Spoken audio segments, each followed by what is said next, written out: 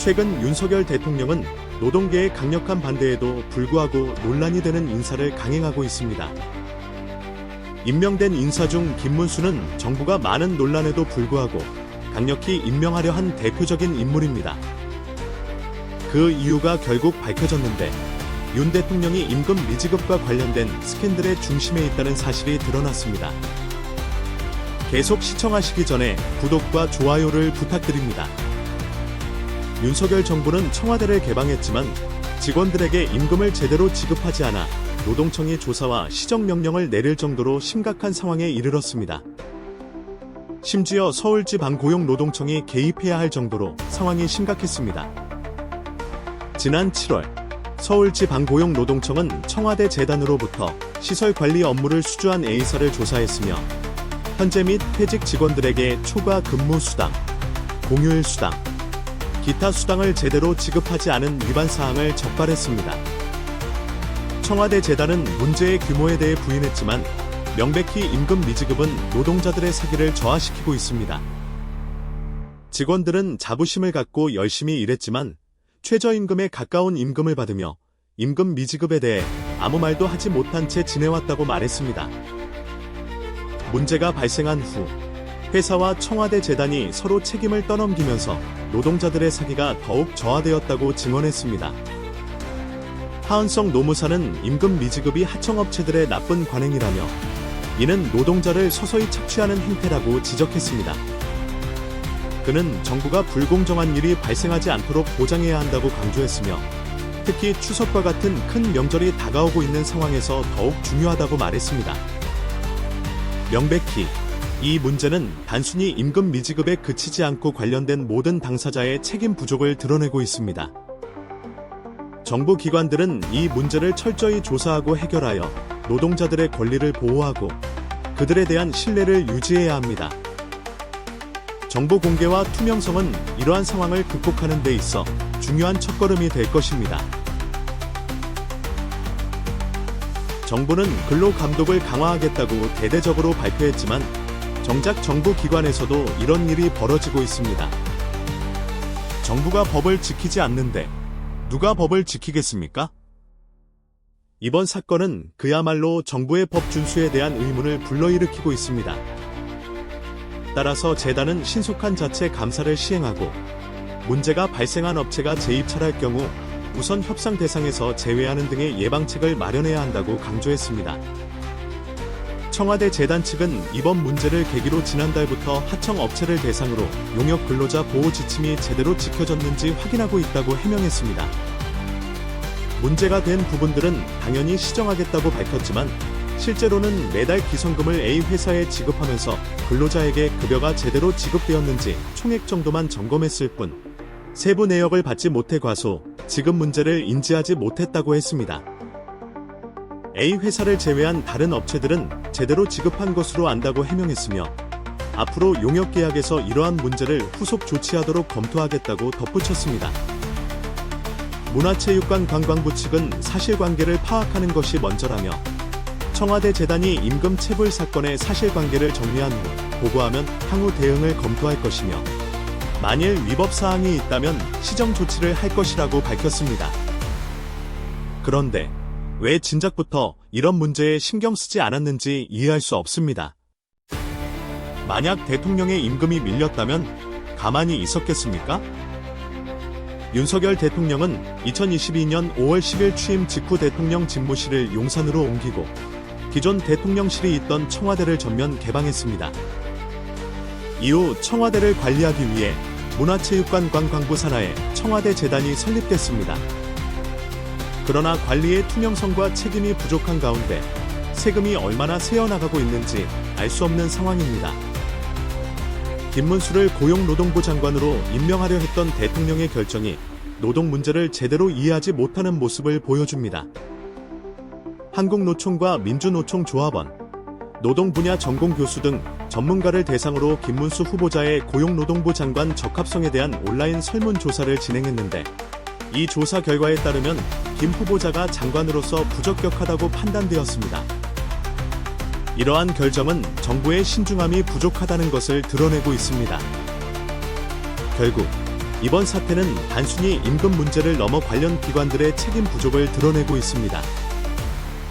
정부는 투명한 정보 공개와 신속한 문제 해결을 통해 노동자의 권리를 보호하고 국민의 신뢰를 회복해야 할 필요가 있습니다. 박홍배 국회의원에 따르면 이번 조사는 통계청이 2022년 발표한 경제활동인 구조사에 기반하여 우리나라 전체 임금 노동자 272만 4천 명을 모집단으로 설정해 8월 12일부터 21일까지 진행되었다고 합니다. 총 686명이 참여했으며 신뢰 수준은 95%에 달했습니다. 김 후보자가 노동부 장관으로서 자격이 있느냐는 질문의 응답자의 80% 가까운 548명이 매우 아니다라고 답했으며 전체 응답자의 90.7%가 김 후보자가 노동부 장관으로서 자격이 없다고 응답한 것으로 나타났습니다.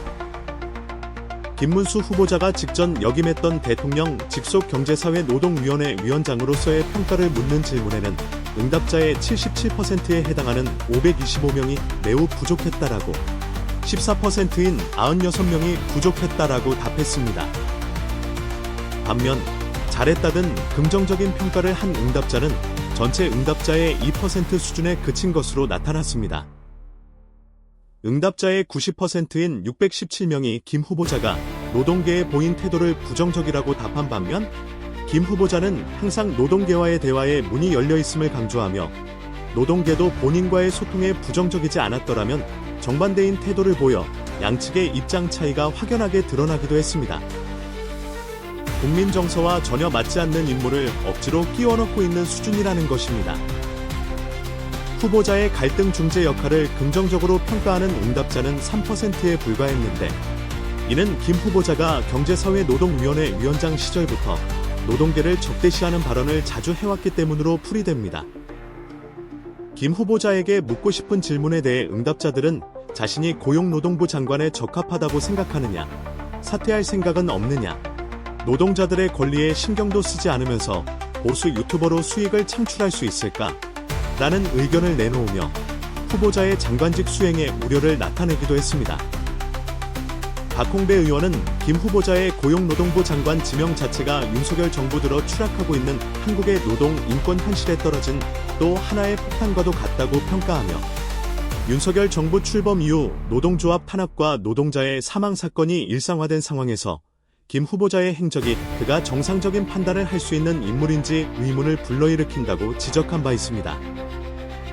이어 박 의원은 이번 설문조사 결과는 노동계 관계자 대부분이 김 후보자가 노동부의 목적에 적합하지 않다고 확신하고 있음을 분명히 보여준다며 노동자의 목소리를 무시하고 권리 보호에 대한 의지가 없는 사람이 장관이 된다면 노사정 관계에 심각한 위기가 초래될 것이 자명하므로 김 후보자는 노동자와 국민을 위해 즉각 사퇴해야 한다고 강조하기도 했습니다. 윤석열 대통령이 이번 주에 국정 브리핑을 열고 연금, 의료, 교육, 노동 등 4대 개혁과 저출생 대응 등에 관한 비전을 직접 설명한다고 하는데 그럼에도 국민적 기대가 없는 이유가 무엇이겠습니까? 기자들의 질문에도 답변할 예정이라고 하지만 이미 역시 불공정하게 진행된다는 것을 우리는 직접 보고 겪었습니다. 윤 대통령이 국민 앞에 서서 언론 질문까지 받는 것은 지난 5월 9일 취임 2주년 기자회견 이후 석 달 만인데 이번 국정 브리핑의 초점은 국민연금 개혁안에 맞춰질 것으로 보입니다. 지난 2일 국회에서 여야는 국민연금의 보험료율, 소득대체율 인상 등 모수 개혁에 의견 접근을 이뤘습니다.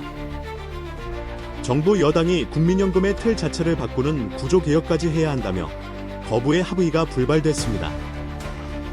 윤 대통령은 구조개혁에 무게를 둔 연금 개혁안의 뼈대를 발표할 예정입니다. 정부 안에는 젊은 세대는 보험료를 덜 내고 나이든 세대는 많이 내도록 하는 세대별 차등 인상 방안 등이 담길 것으로 알려졌습니다. 의료개혁 또한 관심이 모이는 분야입니다. 정부는 2월 6일에 의대 정원을 2,000명 증원하겠다고 발표했으며 이에 따라 전공의들이 의료 현장을 이탈하면서 병원에서는 인력 부족과 피로 누적이 심화되었습니다. 이러한 위험한 상황이 반년 이상 지속되면서 환자들에게 많은 불편을 초래하고 있으며 의료 시스템에도 큰 위기를 초래하고 있습니다. 유승민 전 의원은 현재 가장 시급한 과제는 의료 붕괴를 막는 것이라고 강조하며 윤석열 대통령이 직접 이 문제를 해결해야 한다고 촉구했습니다. 김종인 전 비상대책위원장 또한 응급실 2곳에 전화를 걸어 치료를 거절당한 개인 경험을 공유하며 만약 의료 시스템이 무너지면 정부도 존속하기 힘들 것이라고 경고했습니다. 6월 3일 첫 국정 브리핑에서 윤 대통령은 영일만에서 석유와 가스 매장 가능성을 깜짝 발표하여 여러 의문과 논란을 불러일으켰습니다. 이번에도 크게 다르지 않을 것입니다. 지지율이 떨어진 상황에서 이번에는 또 어떤 포퓰리즘적인 발언이 나올지 기대되지 않습니까? 자신의 능력에 자신이 있다면 왜 윤 대통령은 더 자주 기자회견을 열지 않는 것일까요? 명확한 해결책과 지혜로운 관리의 부재가 현재 상황을 초래한 원인이 아닐까요? 자신의 이익을 위해 일하는 사람이 어떻게 대통령으로 여겨질 수 있겠습니까? 아마도 동네 이장만도 못한 것 같습니다. 오늘의 내용은 여기까지입니다. 여러분의 의견은 언제나 환영입니다. 이 내용이 유익하셨다면 구독과 좋아요를 눌러주시기 바랍니다. 내일 이 시간에도 다시 함께해 주세요. 감사합니다.